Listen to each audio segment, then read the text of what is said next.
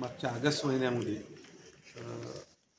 अतिवृष्टी होऊन हदगाव शहरामध्ये जवळजवळ 143 लोकांना आता आपण चेक वाटप केला।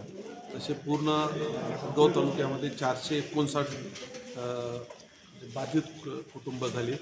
त्या बाधित कुटुंबाला सुद्धा द्यायचे काही लोकांना दिलेले आहेत आणि त्यामध्ये प्रामुख्यानं आता आपण 143 लोकांची यादी वाचून दाखवलेली। परत काही 25 लोक आणखी सुद्धा आहेत हदगाव शहरातले।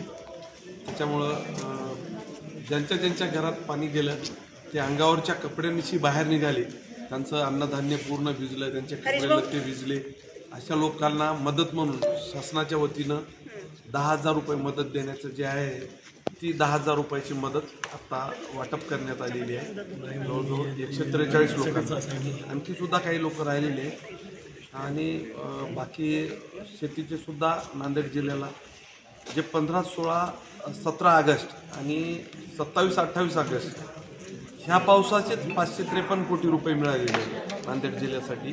त्याच्यानंतर सतत म्हणजे 1.5 महिना झालं पाऊस सतत सुरू आहे। 15 ऑगस्टला 15 ऑगस्ट 1 महिना आणि हे म्हणजे 15 दिवस म्हणजे 45 दिवस सतत सोयाबीन आणि संपूर्ण शेती पिकं पाण्याखाली आहेत। त्याच्यामुळं कंटिन्यू 45 दिवस, कारण त्या पिकाची मुदतच 90 दिवसाची आहे आणि 45 दिवसच सतत पाणी आणखी किती दिवस राहते। मला तर वाटते ह्या वर्षी पिकं काढण्याची सुद्धा गरज पडणार नाही अशी जर परिस्थिती राहिली तर आपल्याला दिसूनच येईल। त्याच्यामुळं ही जी आता जे पैसे मिळालेले आहेत सर्वेप्रमाणे ते मागच्या याच्या अहवालानुसार आणखी त्याच्यामध्ये पुरवणीसुद्धा आम्ही मागणी केली। कालच मंत्री महोदय संजय भाऊ राठोड नांदेड जिल्ह्याच्या दौऱ्यावर आले होते। त्यांना सायंकाळी 6 वाजता ते 8 वाजेपर्यंत बैठक चालली। त्या बैठकीमध्ये सुद्धा आम्ही पुरवणीची मागणी केली।